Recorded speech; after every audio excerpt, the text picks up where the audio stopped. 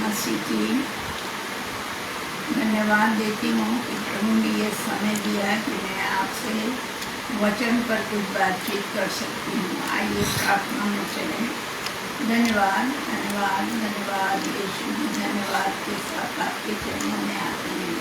धन्यवादित हैं आज के दिन के लिए, आज की संगति के लिए जो आपने हम लोगों को दी, आज के वचन के लिए जो आपने दिया है, जो हम लोगों के साथ बांटेंगे। प्यारे प्रभु जी, इसके लिए बहुत धन्यवाद हो। जो इस वचन को सुनते हैं प्रभु जी, उनको भी प्यारे प्रभु जी इस वचन को पढ़ने के लिए मन दीजिए, ताकि वो इस वचन की सच्चाई को जान सके और इसे दूसरों तक पहुंचाने वाले हो सके। धन्यवाद यीशु कि आप प्रार्थनाओं को सुनते हैं और उसका उत्तर देते हैं प्रभु। इसके लिए आपको बहुत बहुत धन्यवाद हो। आज हम लोग यहाँ पर महिलाओं के विषय में कुछ चर्चा करने के लिए बातचीत करेंगे कि हमारे पवित्र शास्त्र बाइबल में कौन कौन सी महिलाएं आई हैं। कुछ महिलाओं के बारे में हम लोग जानेंगे और उन महिलाओं के बारे में विवरण जो है बाइबल में कहाँ दिया है, उसके बारे में हम जानने का प्रयास करेंगे। जैसा कि आप जानते हैं कि 11 मई 2025 को विश्व मदर्स डे, माँओं का दिन है। और उस दिन जो है हर एक माँ के लिए बहुत सारे शब्द, बहुत सारी चीज़ें, बहुत सारी भावनाएं व्यक्त की जाएंगी। इस समय हम लोग बाइबल में जो आने वाली माताएं हैं उनके विषय में जानकारी को प्राप्त करेंगे। सबसे पहले हम लोग जो है आदम की पत्नी हवा के बारे में जानेंगे। आप जानते हैं जब परमेश्वर ने आकाश की और पृथ्वी की रचना की, उसमें सारे जीव जंतु बनाए, पेड़ पौधे बनाए और वो प्रतिदिन जो है आदम से मिलने के लिए आता था उस वाटिका में।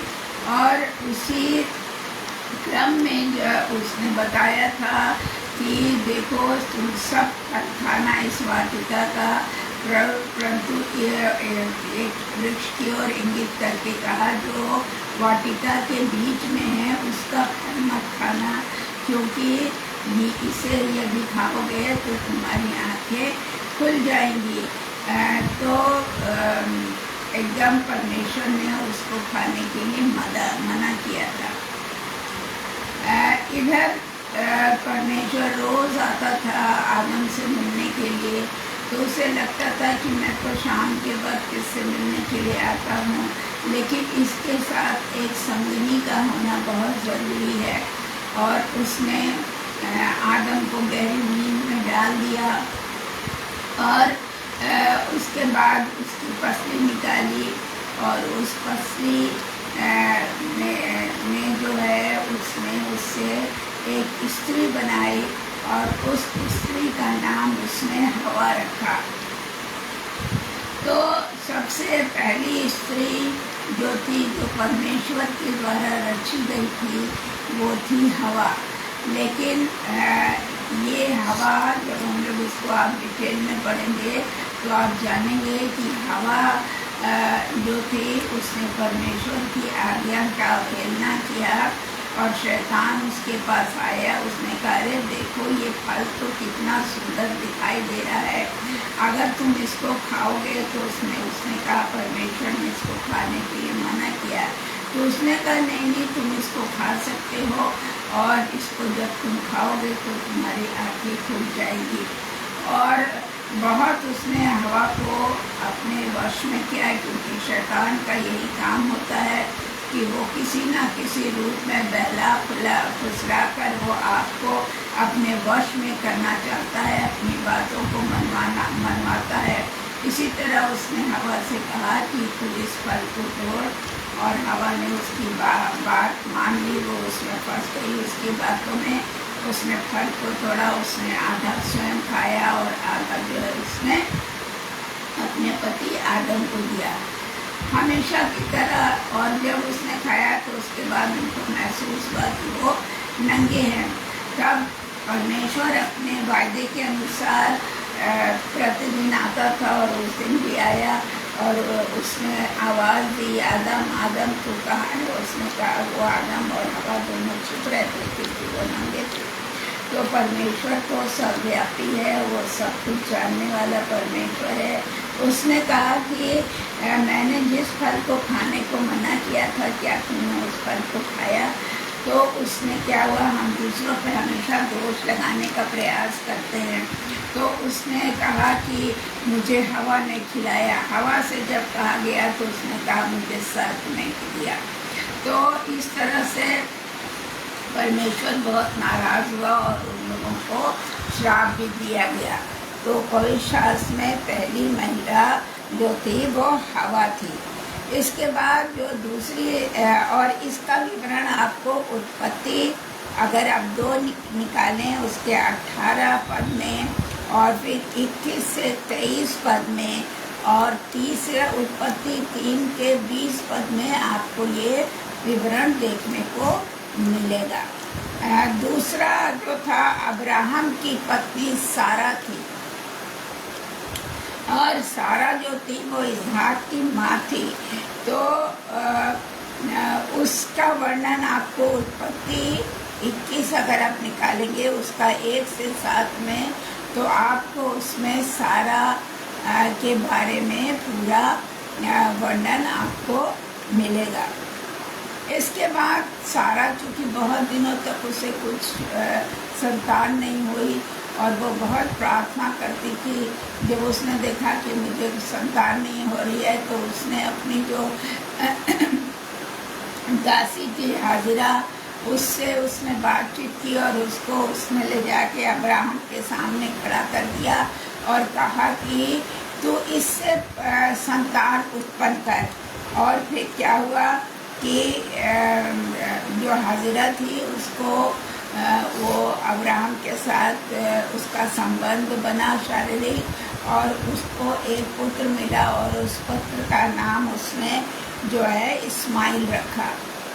तो इस तरह से करके इसका भी विवरण आपको उत्पत्ति 16 1 से 4 में देखने को मिलेगा। आप वहाँ पर इसको पढ़कर पूरे चर्चा मालूम कर सकते हैं। इसके बाद रिबका जो अब्राहम की बहू और इसहाक की पत्नी थी वो मिल्का के पुत्र बतूएल की बेटी थी। जी, वो बतूएल की बेटी थी और रिबका का भाई लाबान था। इसके बारे में आपको मिलेगा उत्पत्ति 24 1 से लेकर 21 जिसमें कि किस तरह से रिबका जो है वो उस परिवार में आई और किस प्रकार से उसको परमेश्वर ने आशीष दी। इसके बाद आप आगे बढ़ेंगे तो आपको रिबका के बाद आपको राहेल के बारे में आपको जानकारी मिलेगी। राहेल जो थी वो याकूब की पत्नी थी और बिन्यामीन की माँ थी। इसका वर्णन आपको उत्पत्ति 35 उसके 16 से लेकर 20 पदों तक आपको मिलेगा। तो ये जो है वो पवित्र शास्त्र में पाई जाने वाली महिलाओं का विवरण है। लिया राहेल जो थी, पहले हम राहेल के बारे में जानेंगे कि राहेल जो थी वो याकूब की पत्नी और बिन्यामीन की माँ थी। ये उत्पत्ति 35 16 से 20 में इसका विवरण आपको मिलेगा। लिया याकूब की बहन और रूबेन की माँ थी। इसका विवरण आपको उत्पत्ति 29 अध्याय के 31-32 पद में आपको देखने को मिलेगा। आप अवश्य इन रेफरेंसेस को, इसलिए क्योंकि अगर हम हर एक के बारे में डिटेल में बातचीत करेंगे तो शायद ये घंटों का वीडियो तैयार हो जाएगा। तो इसलिए केवल इसका उद्देश्य ये है कि हम जानें कि पवित्र शास्त्र बाइबल में कौन कौन सी महिलाएं हुई हैं, और इनका रेफरेंस इसलिए कि आप उसको निकाल कर बाइबल से उन रेफरेंसेस को पढ़ेंगे तो आपको इसके बारे में डिटेल में पता चल जाएगा। इसके बाद जो था बिलहा जो थी राहेल की दासी थी और दान की माँ थी, और उत्पत्ति 30:1-7 में आप पढ़ेंगे तो इसका विवरण आपको मिलेगा। मरियम, देखिए यहाँ पर 3 मरियम का विवरण अभी हम आपको बताएंगे, और ये 3 मरियम, पहले मरियम जो है वो मूसा की बहन। आप जानते हैं कि राजा ने ये आदेश निकाल दिया था कि जितने लड़के इस राज्य में होंगे, 2 दाइयों को, उसने दाइयों को निश्चित किया था जो कि बच्चा पैदा कराने का काम करती थी। उनसे कहा था कि जितने लड़कियां होंगी उनको तो तुम छोड़ देना, पर जितने लड़के होंगे उनको पत्थर पटक के मार देना। इसका विवरण जो है जब मिलता है तो आप देखेंगे कि वहाँ पर जो मूसा था, मूसा का जब जन्म हुआ तो 2 महीना 3 महीना तक तो उसकी माँ ने किसी तरह से छुपा के रखा, पर जब बच्चा थोड़ा बड़ा होने लगा, आवाज़ भी करने लगा, तो उसे बहुत चिंता हुई कि ऐसा ना हो कि इसको भी जो है राजा मरवा दे। तब उसने, उसकी बहन जो मरियम थी मूसा की, वो बहुत ही अच्छी थी। उसे अपने भाई की चिंता थी। वो एक टोकरी ले आई और उस टोकरी में तारकोल या राल जिसे आप कहते हैं, वो उसने चारों तरफ अंदर बाहर लगाया और उस बच्चे को कपड़ा बिछाकर उसमें रख दिया और उसको लेकर वो नदी में चली गई, और नदी के किनारे उसने उस टोकरी को डाल दिया। वहाँ पर जो थी राजा के यहाँ से जो राजकुमारियाँ होती थीं वो स्नान करने के लिए आती थीं, तो उनको बच्चे की रोने की आवाज़ सुनाई दी, और इसकी बहन जो मरियम थी मूसा की, वो छिप कर सब देख रही थी। और फिर उसने जब आवाज़ सुनी रोने की तो अपने जितनी सखियाँ थी उनसे कहा कि भाई तो देखो बच्चा कहाँ रो रहा है। तो उन्होंने देखा कि एक टोकरी है, उससे वो वहाँ पर है, तो उन्होंने उस टोकरी को उठाकर वो लेकर आए और उसको खोला तो उसमें बहुत सुंदर बच्चा था, वो था मूसा। और फिर इसकी बहन जो थी वो वॉच कर रही थी, वो देख रही थी कि मेरे भाई के साथ क्या होगा। वो दौड़ के जाती है उस रानी के पास और कहती है कि यदि तुझको दाई की ज़रूरत होगी, यदि इसकी देख रेख करने के लिए किसी की ज़रूरत है तो मैं ला सकती हूँ। तो उसने कहा कि ठीक है ले आओ। तो वो अपनी ही माँ को लेके गई और वो उसकी देख रेख करने लगी। तो मरियम, यहाँ पर एक मरियम के बारे में जो कि मूसा की बहन थी, आपने जानकारी प्राप्त की। इसके लिए अगर आप निर्गमन 2 निकालें, निर्गमन 2 उसका 1 से 10, तो वहाँ पर आपको ये देखने को मिलेगा। इसके बाद जैसा कि राजा ने उन 2 भाइयों को जो था जिनका के नाम शिप्रा और पुआ था, उनको कह रखा था कि लड़कियां होंगी तो तुम छोड़ देना, पर लड़का होगा तो पत्थर की पटक के मार देना। लेकिन वो जो भाइयाँ थी ना, वो ईश्वर से प्रेम करती थी, उनसे डरती थी, उनका कहना सुनती थी। तो उनको ये था कि मैं ये पाप करूँगी अगर मैं किसी बच्चे को मार दूँगी। तो क्या हुआ, वो परमेश्वर के भय के कारण उन्होंने इस कार्य को नहीं किया। निर्गमन आप निकालें, निर्गमन 1 उसका 15 से 17 पढ़ें तो वहाँ पर आपको इसका विवरण पढ़ने को मिलेगा। दूसरी मरियम देखिए यहाँ पर है, जो कि हारून की बहन, जो कि एक नबिया थी। मरियम, दूसरी मरियम का विवरण है जो एक नबिया थी और वो हारून की बहन थी। यहोवा बादल के खंभों और उसने क्या किया, मूसा अपने पति मूसा का जो था हंसी उड़ाई अपने भाई लाबान के साथ मिलके। और फिर क्या हुआ, यहोवा जो है बहुत क्रोधित हुआ, क्योंकि यहोवा अपने सेवकों को बहुत प्यार करता है, और वो बहुत क्रोधित हुआ।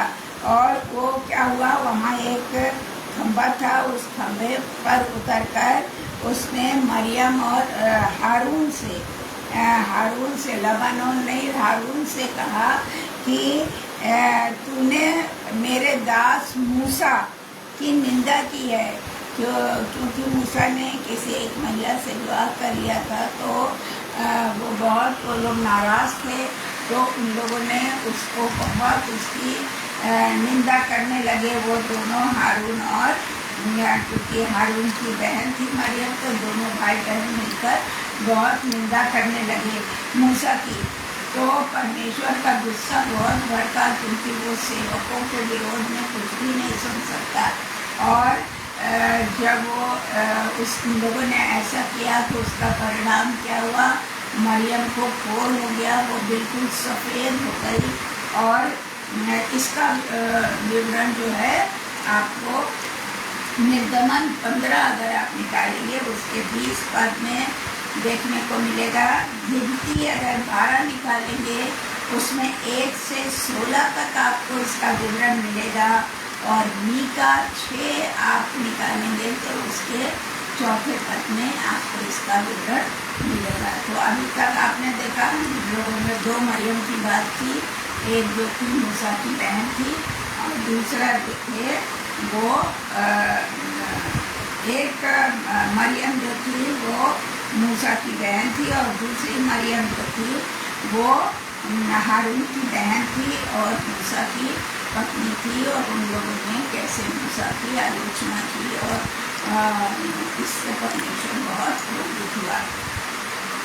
इसके बाद कुछ महिलाएं जो थी वो जो है वो योद्धा भी थी कुछ महिलाएं। इसका विवरण हम लोग बाद में करेंगे कि कौन कौन सी महिलाएं जो थी वो योद्धा थी, बहुत ही परमेश्वर को प्यार करने वाली थी। इसके बाद एक महिला का विवरण है जो गलीला नाम से, जिसके कि प्रेम में शमशून फंस गया था।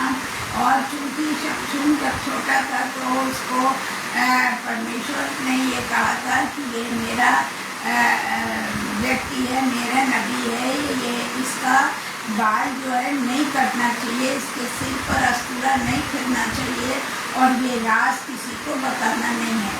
तो जो फरिश्ते थे, जो लोग उसके विरोधी थे, वो लोग जो थे हमेशा उस राज को करना मांगते थे ताकि वो उस पर हावी हो सके इंसान पे।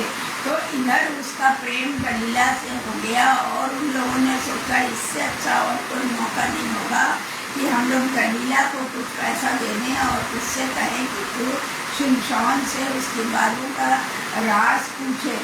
तो ऐसा ही हुआ, और गलीला ने क्या किया, जब वो जाता था तो उसने उसको अपना प्रेम प्रदर्शित करके उसको अपनी गोद में सुलाया, और उससे उसने पूछा। तो पहले तो उसने नहीं बताया, फिर बाद में उसने कहा तूने तो मुझे गलत बताया, इसका मतलब तू मुझसे प्रेम नहीं करता है। तब उसने उसको सही बात बता दी, और जैसे उसने ये बात बताई उसने उसके विरोधियों को बता दिया, और वो लोग आए और उसको, उन लोगों ने उसके बाल काटे और मारा पीटा। जो इस तरह से हुआ, तो एक तरह से वो प्रेम नहीं करती थी, पर उसने पैसे के लिए, उसने चंद पैसों के लिए उसने शिमशोन के प्यार को बेच दिया, मान लीजिए, या ठुकरा दिया। ये आपको देखने को मिलेगा न्यायों 16 उसके 4 से लेकर 17 पद तक, जहाँ पर आपको गलीला के विषय में आप पढ़ सकते हैं। फिर उसके बाद रूत, न्योमी थी, उसकी 2 बहुएं थी, ओरपा और रूत। तो उसके पति का भी देहांत हो गया था, उसके दोनों बेटों का भी देहांत हो गया था, तो उसने अपने दोनों बहुओं को बुलाया नोमी ने और कहा कि देखो अब तो मेरे पास कोई बेटा नहीं है जिससे मैं तुम लोग का विवाह कर सकूं, इसलिए तुम अपने देश अपने माता पिता के पास वापस चली जाओ।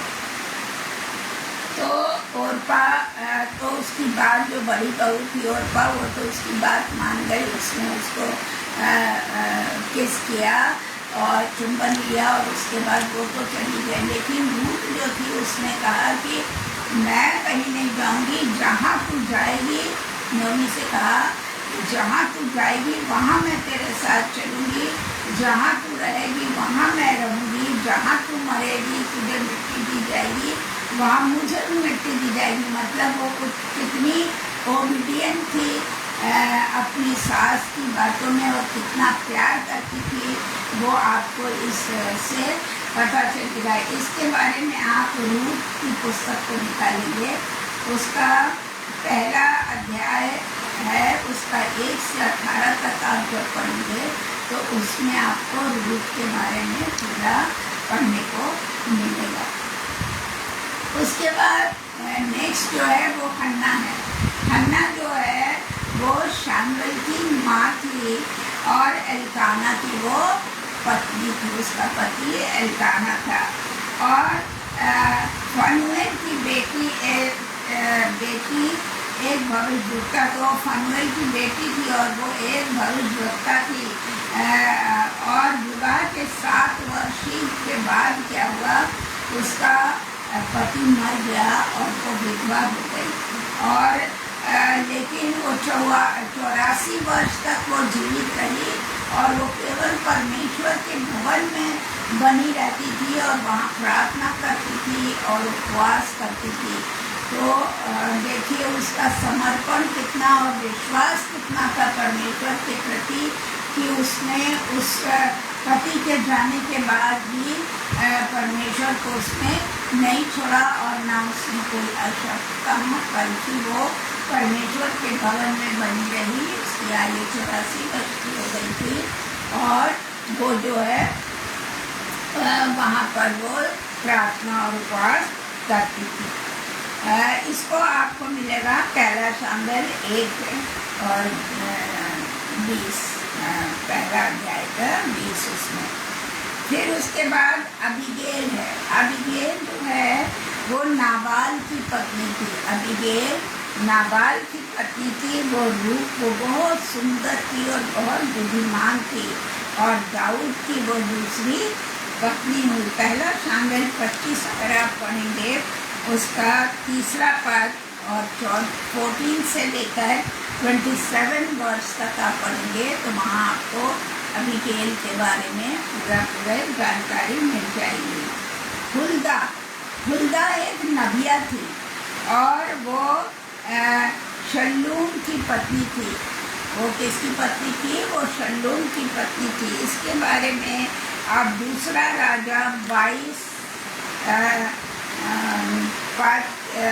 अध्याय के 14 पद को अगर आप देखें तो वहाँ इसका विवरण है। इसके अतिरिक्त यदि आप दूसरा इतिहास निकालें तो उसके 34 अध्याय के 22 से 28 पद तक आपको हुल्दा के बारे में जानकारी प्राप्त होगी। एस्तर, ये भी एक बहुत ही विश्वासी थी। अपने उसने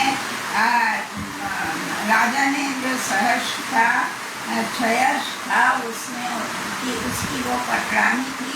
वो बहुत ही सुंदर थी और उसने क्या किया, उसने उपवास रखा। उसका जो मामा थे मुर्दकै उनसे भी कहा कि आप लोग भी उपवास करिए। और उसके बाद क्या हुआ, सारे यहूदिया उसने उपवास और प्रार्थना के साथ वो राजा के पास गई। उसने अपनी पूरी बात बताई और तो राजा बहुत प्रसन्न हुआ और उसने जो है सारे यहूदियों को मृत्यु दंड से बचाया। अगर आप एस्तर की पुस्तक निकालें उसका दूसरा अध्याय 1 से 4 तक आप पढ़ें तो वहाँ पर एस्तर के बारे में आपको पढ़ने को मिलेगा। एलीशा कौन थी? जकरिया भविष्यवक्ता की पत्नी। एलीशा जकरिया भविष्यवक्ता की पत्नी थी और यमुना की माँ थी वो। लूका 1 अध्याय, पहला अध्याय, उसके 5 से 24 में आप देखेंगे तो वहाँ आपको इसका पूरा विवरण मिलेगा। इसके अलावा पहला अध्याय के 57 से 60, 57 to 60 पदों को जब आप देखेंगे तो वहाँ पर भी आपको इसका पूरा एलीशा के बारे में और जकरिया के बारे में आप पढ़ सकते हैं। अब यहाँ पर देखिए तीसरी मरियम। तीसरी मरियम कौन थी? वो यीशु की माता थी। तीसरी मरियम जो थी वो यीशु की माता थी।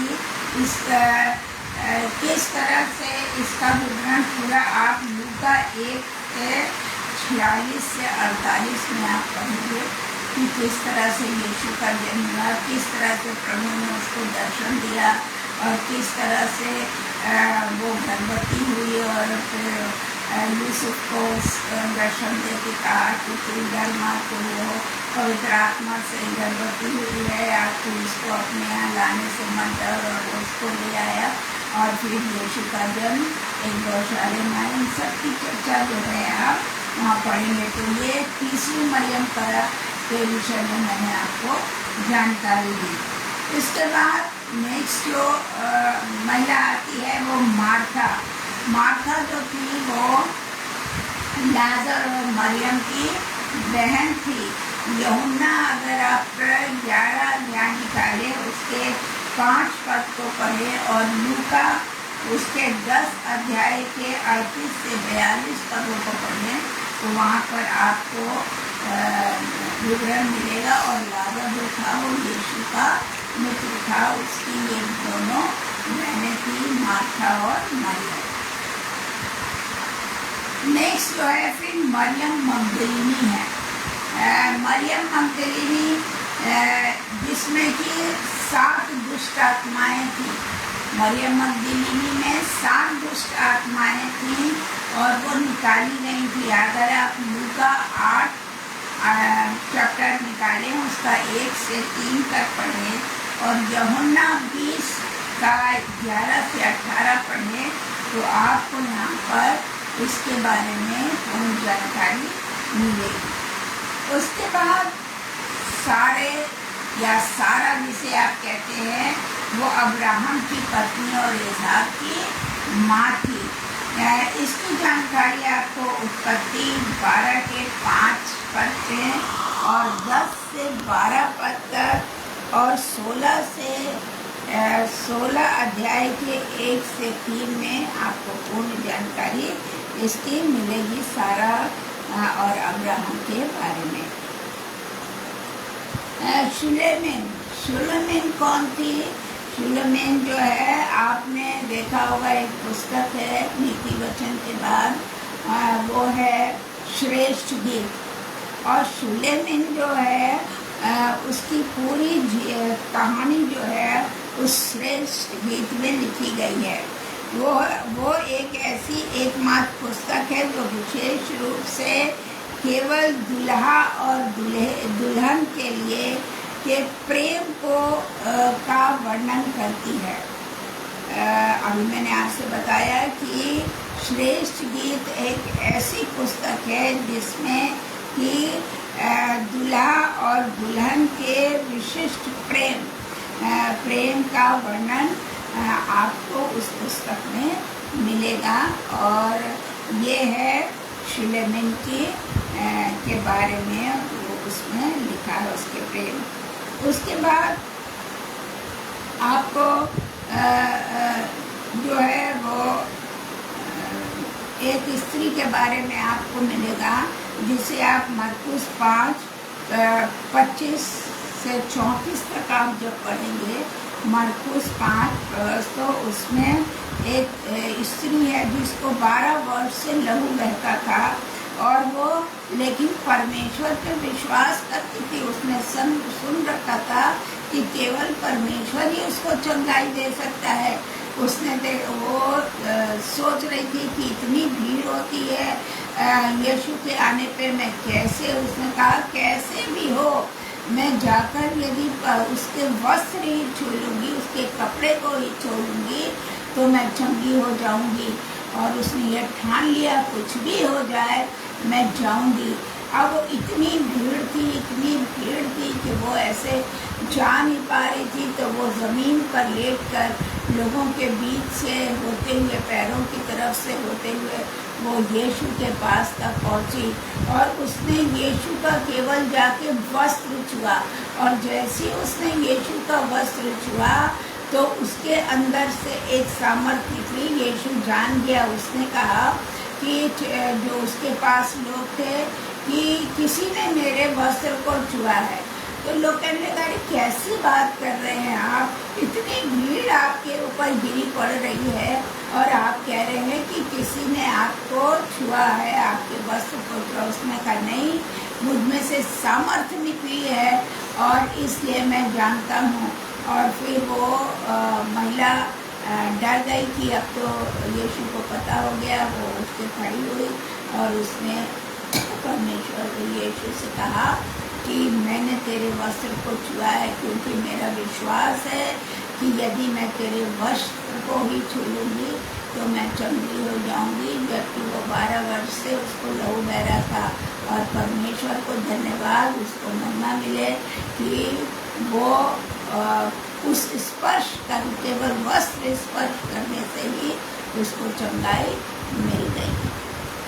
तो इसका विवरण आप मरकुस 5:25 से 34 में अगर आप पढ़ेंगे तो वहाँ पर आपको देखने को मिलेगा। इसके अतिरिक्त और भी महिलाएं हैं जिनका मैं आगे चल के आपसे वर्णन करूँगी, जो कि महिलाएं योद्धा हैं, जो कि भविष्यवक्ता हैं, जो कि न्यायी हैं। उनके बारे में आगे मैं आपके साथ वर्णन करूँगी। तो मेरा आप सभी से ये अनुरोध है कि आप पवित्र शास्त्र के इन रेफरेंसेस को पढ़ें, इसके लिए आप जानकारी प्राप्त करें और इस जानकारी को केवल अपने तक सीमित न रखें पर दूसरे को भी बताएं, ताकि अन्य लोग भी इसकी जानकारी से अवगत हो सकें। सो प्रभु को बहुत बहुत धन्यवाद जिसने मुझे ये समय दिया कि मैं आपसे पवित्र शास्त्र में आने वाली महिलाओं के बारे में बहुत सूक्ष्म में आपसे चर्चा कर सकी। आप उन रेफरेंसेस को अवश्य पढ़ें और लोगों को भी बताएं। प्रभु आप सबको आशीष दे। धन्यवाद, धन्यवाद। आप सबको शुभ रात्रि।